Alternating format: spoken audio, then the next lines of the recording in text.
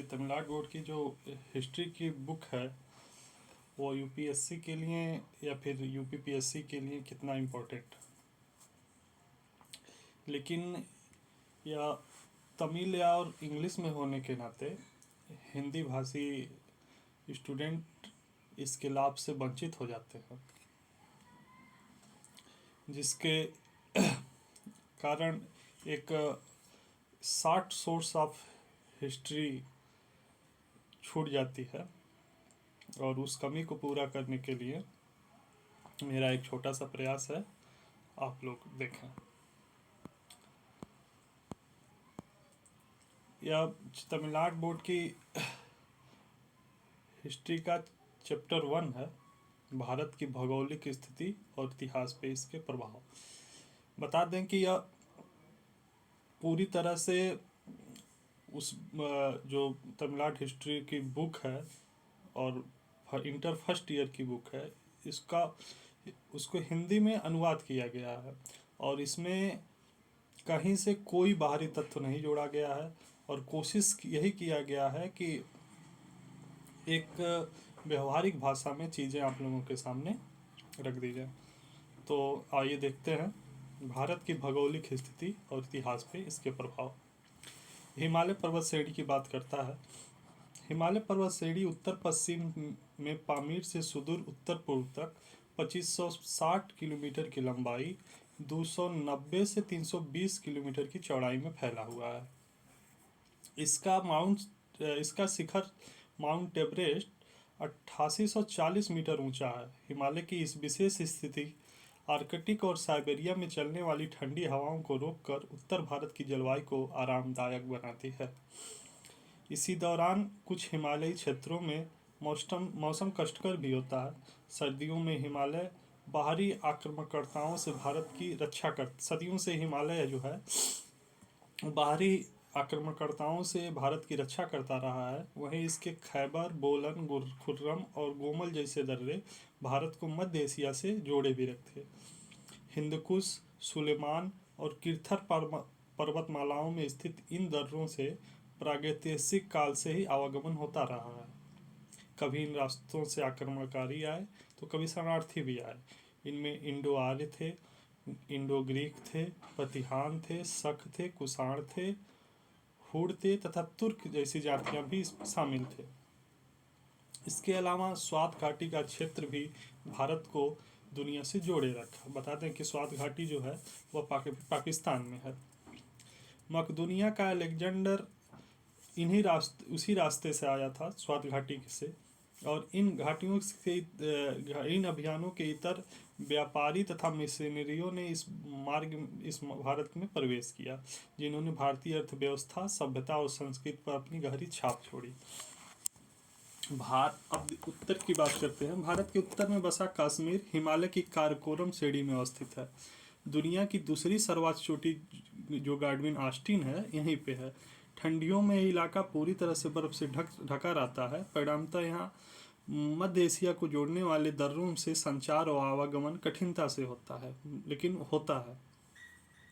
कश्मीर की इस विशिष्ट भौगोलिक स्थिति ने यहाँ की परंपरा और विस्तृतता को अद्वितीय बनाए रखा।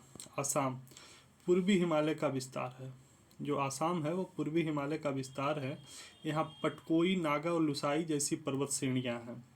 अधिक वर्षा होने के कारण इन पर्वत श्रेणियों पे घने जंगल का आवरण है, जिन्हें पार करना वस्तुतः कठिन होता था। यहाँ की आर्द्र जलवायु निवास के अनुकूल नहीं थी। यही कारण रहे होंगे कि यह क्षेत्र जो है, अभी भी है, यह क्षेत्र जो है अलग थलग पड़ा रहा। गंगा का मैदान। गंगा के मैदान में बहने वाली नदियाँ जैसे गंगा हुआ, सिंधु, ब्रह्मपुत्र नदियों ने अपने पानी और गाद से इस क्षेत्र को उर्वर बनाया है। वहीं सिंधु और इसकी सहायक नदियों तथा झेलम, चिनाब, रावी, ब्यास तथा सतलज ने पंजाब की उर्वरता में सकारात्मक योगदान दिया है। सिंधु और गंगा नदियों के बीच थारू का मरुस्थल है और अरावली पर्वत है। अरावली पर्वत का जो सर्वोच्च शिखर माउंट आबू है वह 5650 फीट ऊंचा है। दोआब।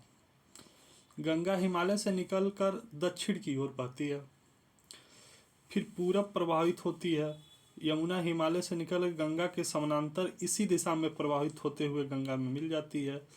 इन दो नदियों की बीच की भूमि को दोआब के नाम से जाना जाता है। दोआब में गोमती, गंडक, घाघरा और अन्य छोटी बड़ी नदियां शामिल हैं। शामिल क्या है? बहती हैं। दोआब में गोमती, गंडक, घाघरा और अन्य छोटी बड़ी नदियां सिंचाई और संचार के प्रमुख साधन हैं। गंगा का मैदान आगे चलकर ब्रह्मपुत्र के मैदान में विलीन हो जाता है। ब्रह्मपुत्र हिमालय से निकलकर तिब्बत होते हुए भारत में प्रवेश करती है। अपने साथ ढेर सारी जलराशि और गाद लिए हुए इस नदी का वेग थोड़ा धीमा होता है। परिणामस्वरूप यह नदी कई नदी द्वीपों का निर्माण भी करती है।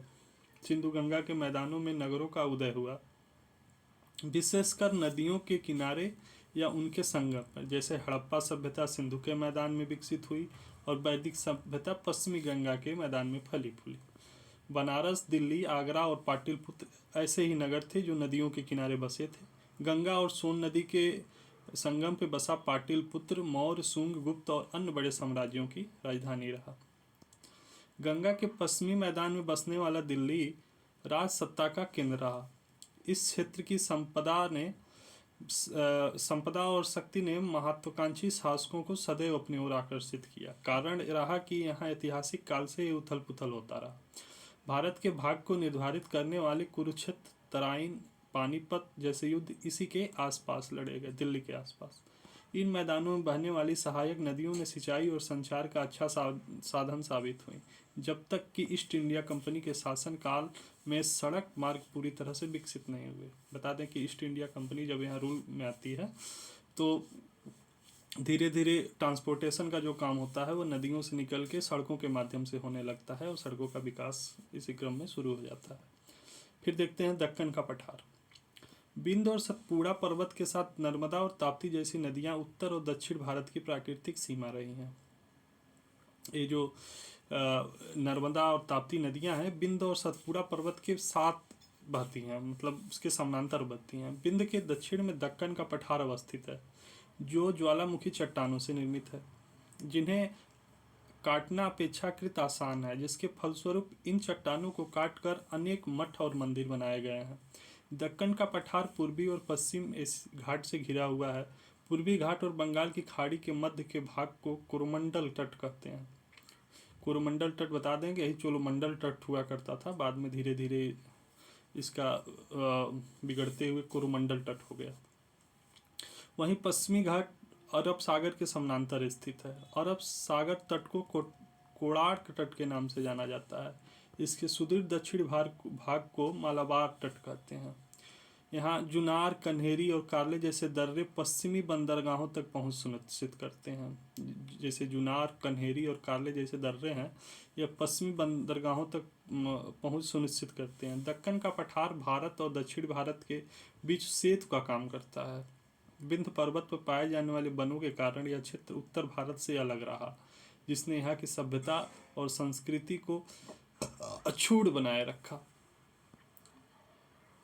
सुदूर दक्षिण में पालाघाट दर्रा है, जो कावेरी नदी द्वारा निर्मित है। प्राचीन काल में पालाघाट दर्रा इंडो रोमन व्यापार के लिए प्रसिद्ध था।